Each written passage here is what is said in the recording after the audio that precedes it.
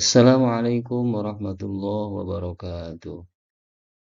Apa kabar anak-anak pada hari ini? Alhamdulillah, luar biasa. Allahu Akbar. Papa harap kalian selalu berada dalam rahmat lindungan Allah Subhanahu wa taala. Anak-anak yang Bapak cintai, pada kesempatan kali ini kita bisa bertemu kembali dalam pembelajaran PAI yang mana pada hari ini kita akan membahas bab kelima, yaitu tentang kisah hijrah Nabi Muhammad SAW ke Madinah.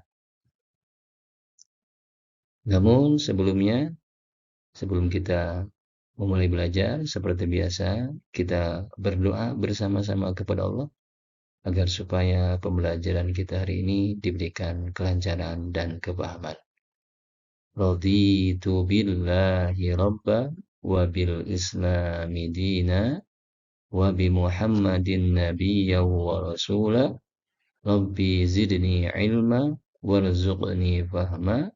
Rabbi shrah li sadri wa yassir li amri wahlul 'uqdatam min lisani yafqahu qawli. Amin. Baik anak-anak yang Bapak cintai dan Bapak banggakan, pada bab kelima ini tentang kisah hijrah Nabi Muhammad Sallallahu Alaihi Wasallam ke Madinah, ada 4 submateri yang akan kita bahas. Yang pertama, pengertian hijrah. Lalu yang kedua, sebab-sebab hijrahnya Nabi Muhammad SAW. Yang ketiga, kisah perjalanan hijrahnya Nabi Muhammad SAW ke Madinah. Lalu yang terakhir, hikmah dari hijrahnya Nabi Muhammad SAW ke Madinah. Anak-anak yang Bapak cintai, yang pertama kita akan membahas tentang hijrah. Apa itu hijrah? Secara bahasa, hijrah itu artinya memutuskan atau meninggalkan. Akan tetapi, dalam Kamus Besar Bahasa Indonesia, hijrah ialah perpindahan Nabi Muhammad SAW bersama sebagian pengikutnya dari Mekah ke Madinah untuk menyelamatkan diri dari tekanan kaum kafir Quraisy Mekah. Itu pengertian hijrah baik secara bahasa maupun secara istilah yang ada dalam Kamus Besar Bahasa Indonesia. Berikutnya anak-anak, Nabi Muhammad SAW yang semula tinggal di kota Mekah lalu hijrah ke kota Madinah, tentunya ada sebab-sebabnya. Apa saja sebab-sebab Nabi Muhammad SAW hijrah ke Madinah? Setidaknya ada 3 sebab.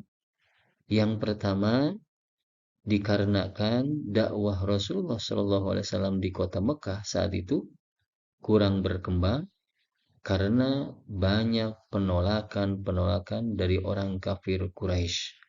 Bahkan pada saat itu orang kafir Quraisy mengancam terhadap nyawa Nabi Muhammad yang berdakwah menyebarkan agama Islam. Lalu sebab yang kedua, dikarenakan ada peristiwa Bai'at Aqabah serta permintaan penduduk Madinah agar Nabi Muhammad SAW tinggal bersama mereka dan akan membantu untuk berdakwah menyebarkan agama Islam. Lalu yang ketiga, sebab Nabi Muhammad SAW hijrah ke Madinah tentunya adalah atas perintah Allah Subhanahu wa taala untuk berhijrah sudah turun kepada Nabi Muhammad sallallahu alaihi wasallam. Itu sebab-sebab hijrahnya Nabi Muhammad SAW ke Madinah. Berikutnya ada kisah-kisah perjalanan hijrahnya Nabi Muhammad SAW ke Madinah. Yang pertama, diawali dengan kisahnya sahabat Ali bin Abi Thalib radhiyallahu an ketika beliau menempati tempat tidurnya Nabi Muhammad SAW. Pada saat itu, kaum musyrik Quraisy sangat terpukul dengan keberhasilan sekian banyak sahabat Nabi Muhammad SAW yang berhijrah ke Madinah untuk membangun satu komunitas muslim yang hidup tenang sambil berdakwah.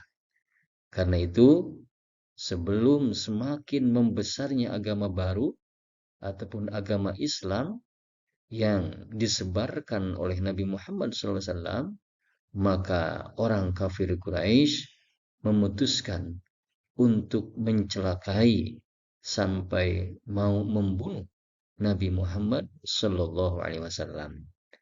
Pada saat itu, orang kafir Quraisy mengumpulkan para pemuka-pemuka orang kafir Quraisy, bahkan para pemuda-pemuda yang jago dalam berperang untuk berkumpul merencanakan membunuh Nabi Muhammad SAW. Nah, rencana ini Allah mewahyukan kepada Nabi Muhammad SAW melalui malaikat Jibril bahwa orang kafir Quraisy sudah mempunyai rencana untuk membunuh beliau. Oleh karena itu, Nabi Muhammad SAW diperintahkan untuk tidak tidur di tempat yang biasa karena rumahnya akan dikepung oleh orang kafir Quraisy. Dan pada saat itu tempat tidurnya tempat tidurnya Nabi Muhammad SAW itu digantikan oleh sahabat Ali bin Abi Thalib radhiyallahu anhu wa karramallahu wajhah. Berikutnya Nabi Muhammad SAW keesokan harinya pergi ke rumah sahabat Abu Bakar As-Siddiq radhiyallahu anhu. Yaitu pada suatu siang menjelang hijrah, Nabi Muhammad SAW berkunjung ke rumah sahabat Abu Bakar. Ketika masuk ke dalam rumah beliau, Nabi Muhammad meminta hanya berdua dengan Abu Bakar. Dan Nabi Muhammad menyampaikan pada sahabat Abu Bakar bahwa beliau telah mendapat izin untuk berhijrah. Abu Bakar menyampaikan bahwa dia telah menyiapkan 2 unta, satu untuk Nabi Muhammad SAW dan satu untuknya guna perjalanan ke Madinah. Dia juga menghubungi sahabat Abdullah bin Uraikid untuk menjadi penunjuk jalan. Lalu awal perjalanan hijrahnya Nabi Muhammad SAW ke Madinah, yaitu dimulai pada tanggal 27 Safar tahun ke-14 kenabian, bertepatan dengan tanggal 12 ataupun 13 September 622 Masehi. Di tengah kegelapan malam, Nabi Muhammad SAW keluar dari rumah sahabat Abu Bakar. Beliau berdua tidak melewati pintu depan, melainkan dari celah dalam rumah menuju ke jalan belakang. Hal ini dilakukan untuk kehati-hatian. Beliau berjalan kaki menuju ke Gua Dzur. Nabi Muhammad SAW menempuh perjalanan dengan mengambil jalur selatan Mekah yang biasanya digunakan perjalanan ke Yaman, bukan jalur utara yang biasa digunakan menuju ke Madinah. Jalan ke gua sangat sempit, terjal, dan banyak bebatuan. Lalu setibanya di dalam Gua Dzur, sebelum memasuki gua, Abu Bakar masuk terlebih dahulu memeriksa jangan sampai ada sesuatu yang membahayakan Nabi Muhammad SAW. Dan setelah segalanya aman, baru sahabat Abu Bakar mempersilahkan Nabi Muhammad SAW masuk untuk beristirahat. 3 malam lamanya Nabi Muhammad bersama Abu Bakar menginap di dalam gua. Malam Jumat, malam Sabtu, dan malam Ahad. Setiap malam datang berkunjung ke sana putra Abu Bakar yakni Abdullah untuk menyampaikan perkembangan yang terjadi di kota Mekah. Lalu kembali setiap subuh melakukan aktivitasnya di Mekah agar tidak dicurigai. Lalu kisah perjalanan hijrahnya Nabi Muhammad ke Madinah.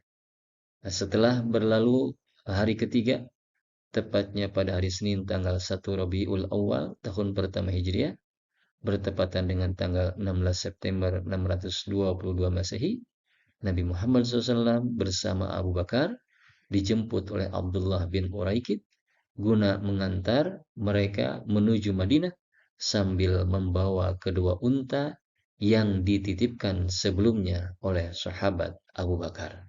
Dengan petunjuk dan perlindungan Allah Subhanahu wa taala, mereka berangkat menuju Madinah melewati pantai Laut Merah, mengambil rute yang berbeda dengan yang biasa ditempuh oleh kafilah-kafilah yang menuju ke Madinah.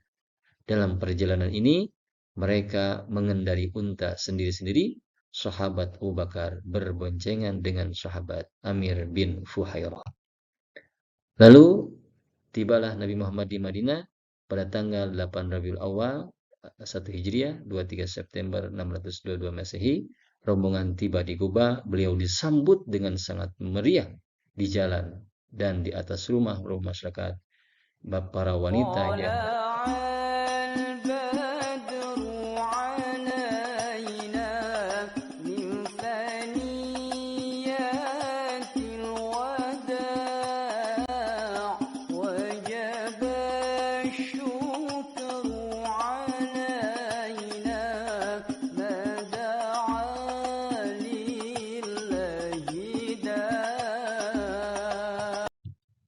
itulah syairan-syairan yang dikumandangkan oleh penduduk kaum Madinah ketika Nabi Muhammad SAW beserta rombongan tiba di Madinah.